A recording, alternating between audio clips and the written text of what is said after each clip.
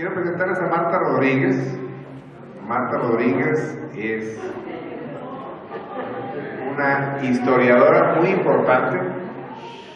Ha sido directora del Archivo Municipal de Saltillo y directora de Cultura del Estado de Coahuila. Y nos va a platicar algo que a mí me impresionó cuando la conocí. ¿Cómo eran las relaciones, cómo hacían los negocios en el siglo XIX, en el siglo XX, a principios del siglo XX? Y cómo la revolución cambió todo eso. Y que nos decía, a los que somos los del capítulo de Monterrey, con quien iniciamos, no me recuerdo el nombre de la conferencia, pero cómo la revolución ha trazado el desarrollo del país. Los que se dicen revolucionarios, muchas veces esta revolución no fue a favor del desarrollo económico del país, sino fue en contra. Entonces aprendamos un poco de Marta, de la historia. Y otra cosa que me gusta y en la que creo es de que las historias son cíclicas. Pues aprendamos del pasado, porque eso mismo nos puede pasar en el futuro. Esa es mi creencia.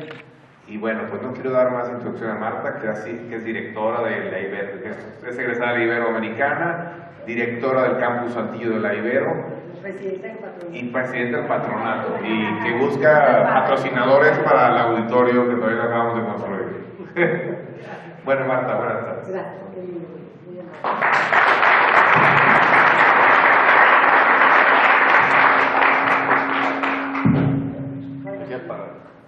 Buenas noches a todos. Le agradezco a Miguel Ángel que me puso a trabajar todo este mes. Yo creo que se van arreglando de cuando era mi alumno. Nos conocimos cuando él entró a estudiar con nosotros en enero la maestría en historia. Yo creo que ahorita un poco con la plática es una nueva, no lección, porque no son lecciones de historia, sino un curso. Yo sé que las pláticas de historia son las que menos público tienen siempre.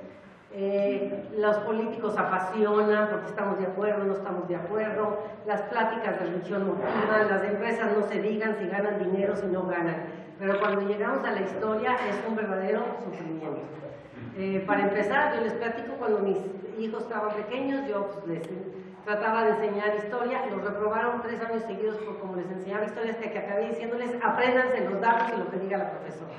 Entonces, a diferencia de eso, yo aquí les voy a hacer una plática, no es una conferencia, es una plática, no la leo como leo en la academia, voy a tratar de que ustedes comprendan el punto de partida de los historiadores contemporáneos, cómo trabajamos la historia, cómo la observamos, cómo la vemos, de tal suerte que ojalá se involucren, entiendan lo que es esta disciplina, se apasionen por esta disciplina como se apasionan por los chistes. A mí me fascinan los chistes, pero la historia exige otra actitud.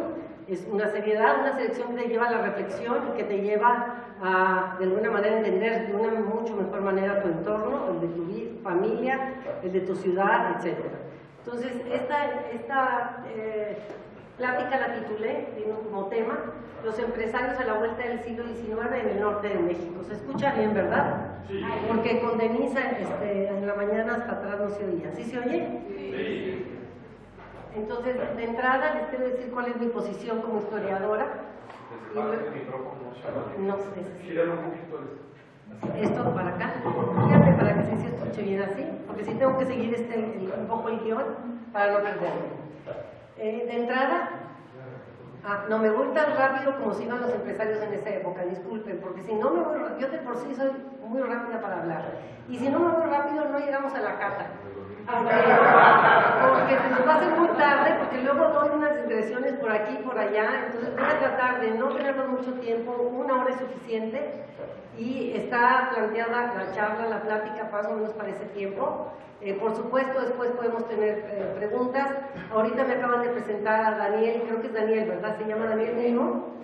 De alguna manera hago mucha referencia a esa familia en esta plática, porque tiene que ver con el surgimiento de los empresarios, junto con otras muchas familias. y le dije que con mucho gusto él me dice que se puede platicar un poco después de la hacienda. Por supuesto, yo le doy entrada. Si tienen preguntas o queremos discutir algo o saber algo, también estamos abiertos. Yo no corro a ningún lado, me quedo, no me quiero ir en la carretera que nos pase algo, me puedo dormir, entonces con todo gusto podemos platicar en la cena.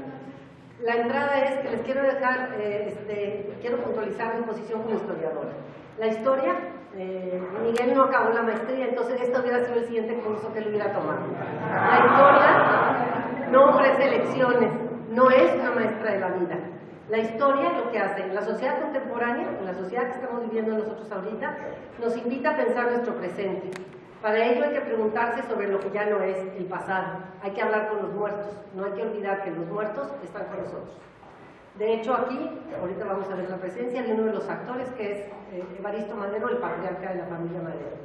La historia no es el pasado en sí mismo, sino observar el pasado como un espejo que nos descubre quiénes somos nosotros. El sentido y la pasión y la maravilla de la historia está porque estamos nosotros preguntándonos, si no, no tiene sentido. Que yo sepa que en 1825 y 44, que el plan de Guadalupe, que el no plan, esos son datos duros que tenemos que saber los historiadores, pero la historia no se constituye por datos duros, sino por reflexión de qué es nuestra vida. La historia no se constituye entonces por datos duros, sino por relatos que nos sirven para entender el mundo en el que vivimos. Por lo tanto, la historia que voy a relatar, que les voy a platicar ahora a ustedes, no es una historia de datos, tiene algunos datos, por supuesto, que eso es lo que más fastidia y aburre a todos los niños en primaria, que acaban hasta acá, con Benito Juárez, con el otro, que no tiene ni sentido, sino una historia más humana. Entonces, lo que quiero decir más o menos como planteé esta plática, esta charla, es con 3 puntos. Uno, imagínense que estamos en un teatro y que hay un escenario, que hay un telón de fondo, que vamos a tener personajes, van a entrar, van a salir, pero el telón de fondo no se mueve.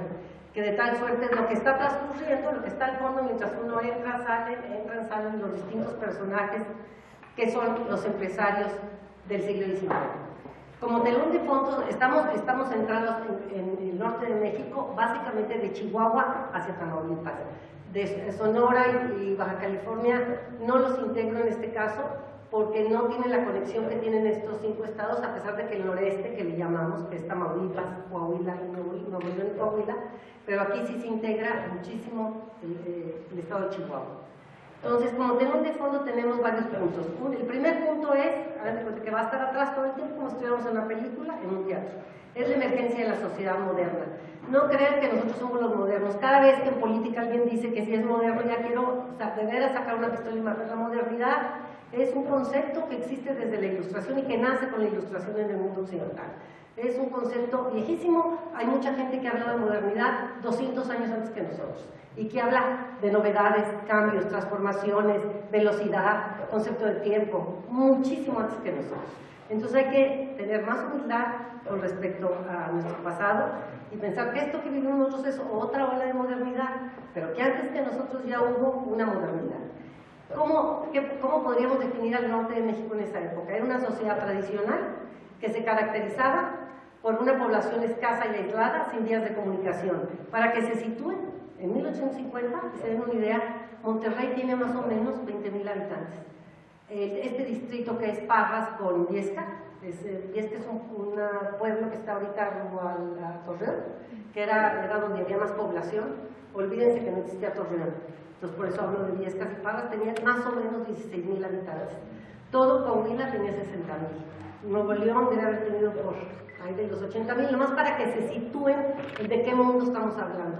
No tiene nada que ver con el mundo que vivimos ahora, urbano, interconectado, etc. ¿Qué otra cosa sucede en este entorno, en estos espacios, en estas tierras? Las guerras indias.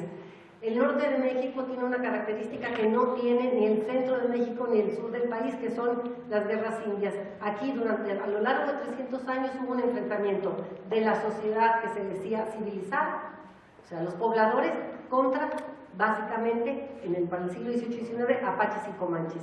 Era un enfrentamiento mucho más fuerte que el que se podía dar en cualquier guerra interna o en la guerra contra Estados Unidos. La mayor parte de los habitantes de Parras, o de Viesca, o de Saltillo, o de Monterrey, o de Lampazos, o de cualquier pueblo que me pongan del siglo XVIII y XIX, preferían 1000 veces tomar las armas contra los apaches y comanches que contra los norteamericanos. O sea, por eso en Nuevo León tiene un caso muy particular de la guerra contra Estados Unidos. Después les platico, es una historia paralela a esto, pero los pueblos se armaban en unas cosas que se llamaban milicias locales.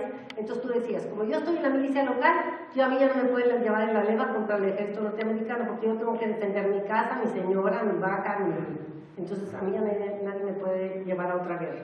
Entonces, ¿por qué? Porque estaban en constante guerra contra comanches y apaches.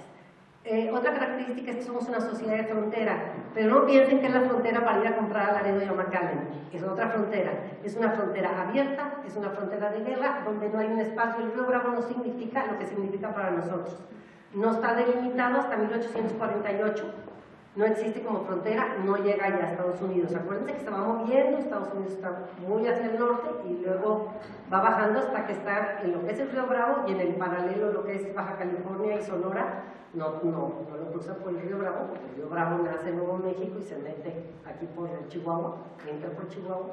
Entonces, es una frontera no geopolítica, esa después la vivimos, es una frontera de guerra en donde tú salías de tu casa y no sabías si regresabas o no. Es decir, el mundo es otro, es un mundo, si nosotros pensamos que vivimos en un mundo de inseguridad, que es una novedad en nuestras vidas, digo, yo que soy de las generaciones mayores, sé perfectamente lo que ha pasado de 10 años a la fecha, cómo se transformó toda nuestra cabeza y nuestro mundo con respecto a la violencia. Entonces, el mundo es un riesgo absoluto y constante en todas partes. No había ninguna seguridad, en ningún lado. Por meses duraban los pueblos como Parras o como Viesca. Les digo estos porque son los cercanos, cualquiera de Nuevo León, o cualquiera del norte de Coahuila, o cualquiera de Chihuahua, Cuchillo Parado, etcétera, vivían siempre en pie de guerra. O sea, no sabías a qué horas te iban a asaltar, a qué horas se iban a llevar a los niños, etcétera. Es una sociedad en pie de guerra. Por lo tanto, lo único que tenían era una sociedad agraria autosuficiente y el entorno para hacer negocios tenía un altísimo grado de dificultad, altísimo.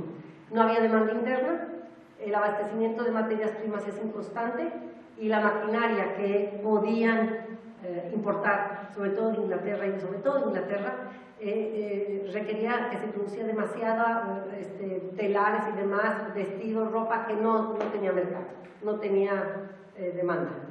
Entonces, ¿por qué se da un cambio? Hay un giro como de 180 grados en este entorno tan difícil, que es porque los países europeos capitalistas avanzados y Estados Unidos, que viene con un empuje tremendo con el destino manifiesto, necesitan la búsqueda de materias primas, porque se establece a partir de 1848 una nueva frontera geopolítica, ahora sí, es la frontera que nosotros conocemos, y entonces es de este lado México y de aquel lado, se establece de aquel lado fuertes, un día hagan un viaje bellísimo, seguir todos los fuertes norteamericanos, y de este lado de acá, mexicanos establecen las colonias militares, que es también muy interesante, pues donde nace Evaristo Madero, el patriarca de esta casa.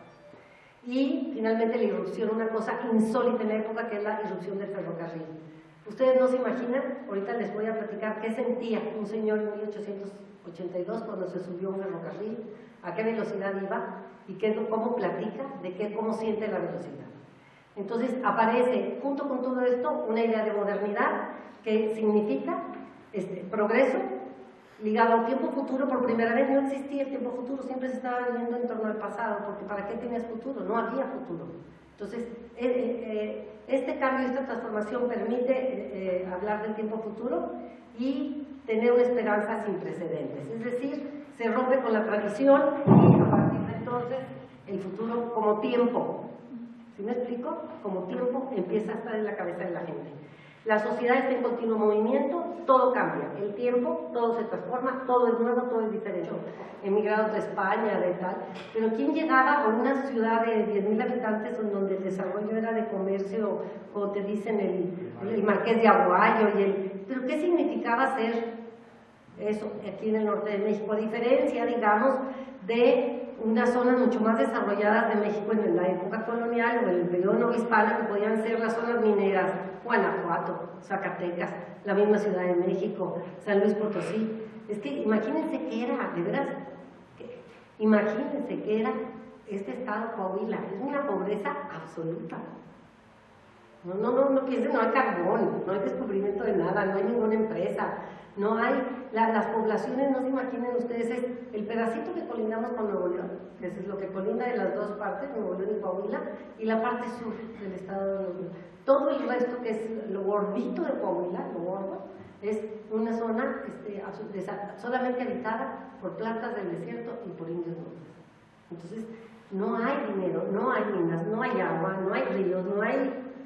Entonces, imagínense lo que es la gente viviendo en ese entorno. Entonces, el burgués, fíjense cómo de alguna manera, se define a sí mismo, algo que podrían aplicarse ustedes. Dice, los burgueses de finales del siglo XIX están como cansados de correr, dicen, no hay descanso, no hay reposo para nadie en esta época. Siempre vamos en camino de la diversión o de los negocios. Se sienten como muy presionados por el nuevo tiempo. El segundo punto es la frontera y la configuración de las regiones productivas. La modernidad de 1850 hace que todo el entorno de Chihuahua hacia Tamaulipas cambie porque hay un mercado internacional que empieza a demandar muchos productos. ¿Qué demanda? Demanda caballos, víveres, géneres, mulas. Fíjense, una cosa que se demandaba muchísimo eran los pianos, porque valían muchísimo dinero, 200 pesos, era un dineral, porque el piano es símbolo de estatus. Entonces el que tenía piano se distinguía. Había desde entonces, ya ven, ahora nos da mucho por distinguirnos, ya no hay posibilidad de distinción, porque apenas te distingues y ya alguien lo copió y lo recopió, y ni en moda, ni en viajes, ni en nada, no hay posibilidad. Entonces la distinción duraba muchos años. Aquel que tenía un piano, no había casa de la clase alta que no tuviera piano. Hay una ubicación estratégica porque hay dos cosas que se desarrollan en el siglo XIX. La ciudad de Piedras Negras nace en Coahuila. ¿Por qué la menciono? No porque sea Coahuila, sino es una aduana por la que entra una cantidad de mercancías y salen que van. Acuérdense que Nuevo León no tiene frontera.